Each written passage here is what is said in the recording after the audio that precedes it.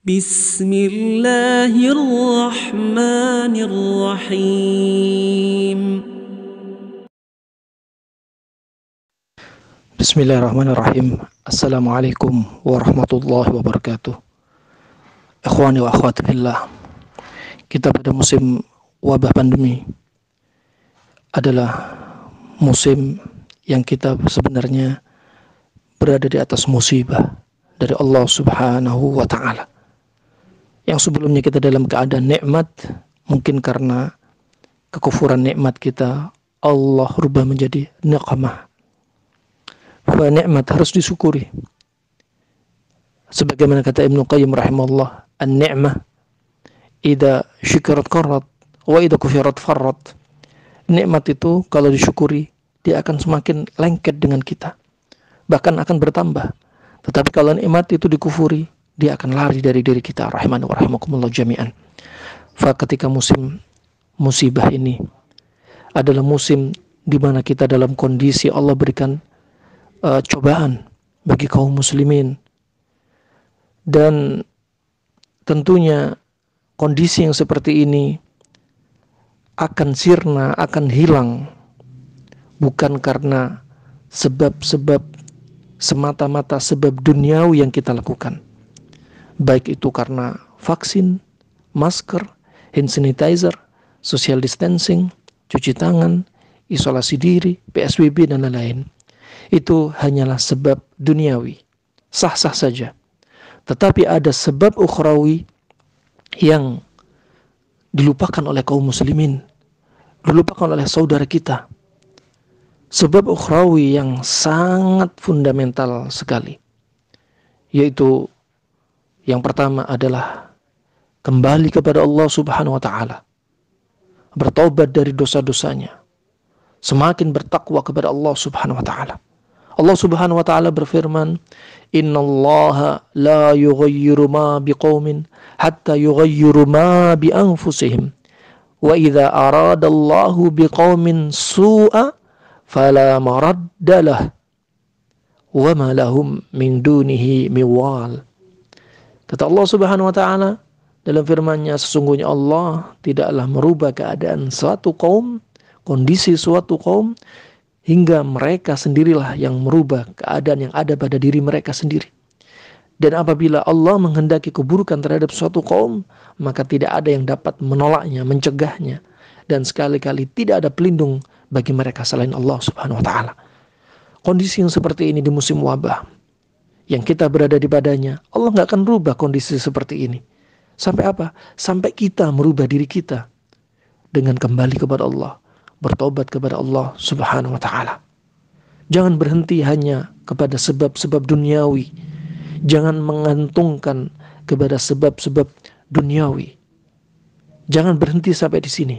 Tapi ada yang lebih tinggi, yaitu rujuk kembali kepada Allah, tobat kepada Allah Subhanahu wa taala. Juga tawakal kepada Allah Subhanahu wa taala. Bukan tawakal kepada sebab-sebab yang sudah kita sebutkan, sebab duniawi. Tapi tawakal, hati kita sandarkan kepada Allah Subhanahu wa taala. Kita beriman dengan nama dan sifat Allah Subhanahu wa taala, dan kita juga berikhtiar dengan ikhtiar di antaranya sebab duniawi, ya, jaga jarak dan lain sebagainya. Itu semua sudah dijelaskan oleh syariat, dijelaskan oleh Nabi sallallahu alaihi wasallam. Kenapa? Sebab musibah, sebabnya wabah, sebagaimana dikatakan Al-Hafidz Ibnu Hajar, adalah sababut ta'un, yang mana wabah di masa itu adalah ta'un, adalah zuhurul fahisyah wafsyu az-zina. Sebabnya wabah adalah karena nampaknya banyaknya perbuatan kekejian, kemaksiatan, dan semakin tersebarnya perbuatan zina. Tidak lain, itu semua adalah karena dosa-dosa kita, karena perbuatan tangan kita. Allah Subhanahu wa taala juga berfirman, "Dhaharal fasadu fil barri wal bahr bima kasabat aydin nas liyudhiqahum ba'dalladzi 'amilu la'allahum yarji'un."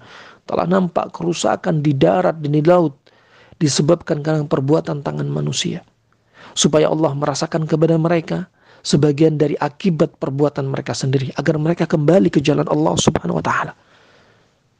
Ya, versi-versi yang menyebutkan sebabnya wabah adalah karena hewan, bangkai hewan, atau karena mereka makan hewan-hewan yang dilarang oleh Allah dan Rasulnya, seperti makan kelelawar, makan ular, ya, makan anjing dan lain sebagainya. Ya, banyak di antara sebab-sebab wabah karena hewan. Ya, karena seperti MERS pada onta, SARS juga seperti corona, kemudian flu burung, Ebola. Rahimani wa rahimakumullah, tidak lain jangan dipikir karena hewan saja, tapi kenapa? Karena perbuatan manusia sehingga Allah turunkan wabah. Rahimani wa rahimakumullah jami'an.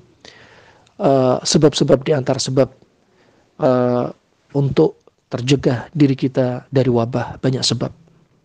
Di antara sebabnya adalah dengan kita tidak banyak berkontaminasi, tidak bercampur dengan orang-orang yang katakan sudah positif atau daerah zona hitam.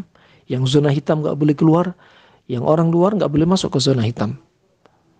Kemudian juga yang penting dari itu terkait dengan pengobatan Arab klasik, ternyata pola makan sangat penting. Pola makan sangat penting sekali. Sebagaimana dikatakan Al-Hafidh Ibnu Hajar dalam Fathul Bari, beliau mengatakan bahwasanya perut ini mempunyai dampak yang sangat besar. Kata Al-Hafidh, sababu in zibabi ahadil akhlati au abkhar tas'adu minal mi'dah ila dimag. Kata beliau bahwasanya masalah-masalah yang ada di tubuh kita, di antaranya kebanyakannya adalah karena campuran-campuran yang ada di perut, sehingga menimbulkan angin, sehingga menimbulkan uap, kelembapan berlebihan. Jika yang di perut ini naik ke lambung, kemudian naik ke otak, kemudian setelah di kepala, dia kemudian dari kepala, kemudian dia indafa'a ila khayashim ahdatha zukam, kata beliau. Jika dari kepala ini kemudian maju lari ke hidung, maka akan sering terjadi zukam, yaitu pilek. Nah, dan jikalau indafa'a ila sadar, jikalau apa yang ada dalam perut tadi, uap angin tadi ke arah dada, maka terjadilah nazlah, infeksi saluran pernafasan. Maka ini sangat penting sekali. Ketika musim wabah, yang mana virus berada di mana-mana, dia terbang, bakteri, virus, jamur, dia terbang di mana-mana. Ketika mendapati media hidung yang lembab karena angin dalam perut, juga dada yang lembab karena angin dalam perut, maka kondisi yang seperti ini sangat potensi sekali untuk virus hinggap di hidung, kemudian tinggal di tenggorokan, kemudian tinggal di paru-paru. Sehingga potensi sekali akan terjadi wabah jika kondisi dia dalam keadaan lembab, maka saat itulah media yang bagus bagi virus. Rahimani wa rahimakumullah. Kata beliau rahimahullah juga, jikalau uap atau angin tadi lari atau ke arah mata, maka akan terjadi ahdatsar ramat, akan terjadi sakit mata. Nah, jikalau di kepala nggak bisa dikeluarkan, akan terjadi pusing. Dan sebenarnya ucapan Al-Hafidh Ibnu Hajar ini sebenarnya ada juga dari riwayat yang datang dari Nabi SAW, yang diriwayatkan pula oleh Ibnu Rajab dalam Lataiful Ma'arif, dari dinukilkan dari Imam Al-Bukhari rahimahullah dalam Adabul Mufrad dari Abu Hurairah radhiyallahu an, dan disahihkan Syalbani, juga dikeluarkan oleh Imam Ahmad, Al-Bazzar, dan Ibnu Hibban. Pernah satu ketika ada seorang badu yang Rasulullah waktu itu kagum dengan kekuatan dia dan kesehatan dia. Lantas Rasulullah bertanya kepada orang badu ini, kata dia, hal akhadatka ummu mildam, apakah kamu pernah menderita ummu mildam? Kemudian orang badu tadi bertanya, wa ma mildam, apa itu mildam? Kemudian Rasulullah berkata, harrun bainal jild wal lahm, yaitu panas atau demam antara kulit dengan otot atau daging. Kemudian orang badu tadi menjawab, tidak, aku nggak pernah. Kemudian Rasulullah berkata lagi, "Fahal sada'ata?" Apakah kamu pernah mengalami pusing? Kemudian orang Badu tadi berkata, "Wa masuda'?" Apa itu sudah? Apa itu pusing? Kemudian Rasulullah berkata, "Rihun ta'taridu fir ra's," yaitu angin atau uap yang dia tertumpuk, tertimbun di kepala. Tadribu al-uruq, yang kemudian dia menekan saraf yang ada di kepala sehingga terjadi pusing. Kemudian orang Badu tadi berkata, "Aku nggak pernah pusing." Kemudian Rasulullah melanjutkan, "Falamma qam," tatkala orang Badu ini pergi, kemudian Rasulullah berkata kepada para sahabatnya, "Man sarrahu ayyandura ila rajulin min ahli nar ay falyandurhu." Kemudian kata Rasulullah SAW, barang siapa yang ingin melihat penghuni neraka, ciri-ciri penghuni neraka, maka lihatlah orang ini. Ya, lihatlah orang ini, yaitu orangnya nggak pernah sakit sama sekali, wala pusing, wala demam sedikit pun. Nabi SAW yang sudah diberi kekuatan lebih, fisik yang lebih, ya, juga tetap menjaga makannya, menjaga fisiknya, menjaga imannya. Tetapi Nabi SAW pun masih sakit. 3 kali Nabi SAW pernah mengalami sakit selama hidupnya. Rahimani wa rahimakumullah. Maka ini penting untuk diketahui. Menjaga kesehatan dari makanan itu penting. Kemudian juga penting juga Anda menjaga fisik dengan olahraga. Ya, olahraga yang aman di musim pandemi. Ya, olahraga yang aman di musim pandemi, Anda bisa menghirup udara segar yang nyaman, jauh dari polusi, jauh dari kontaminasi, dari daerah-daerah yang kata Ibnu Qayyim rahimahullah, dari daerah yang hawanya kotor, yaitu karena wabah atau virus tertentu. Rahimani wa rahimakumullah. Di musim pandemi ini, jangan kita terlalu ekstrim kanan, juga jangan terlalu ekstrim kiri. Ekstrim kanan, ketakutan berlebihan, sampai nggak keluar rumahnya sama sekali, tidak mengambil sebab dengan olahraga. Nah, ketakutan berlebihan.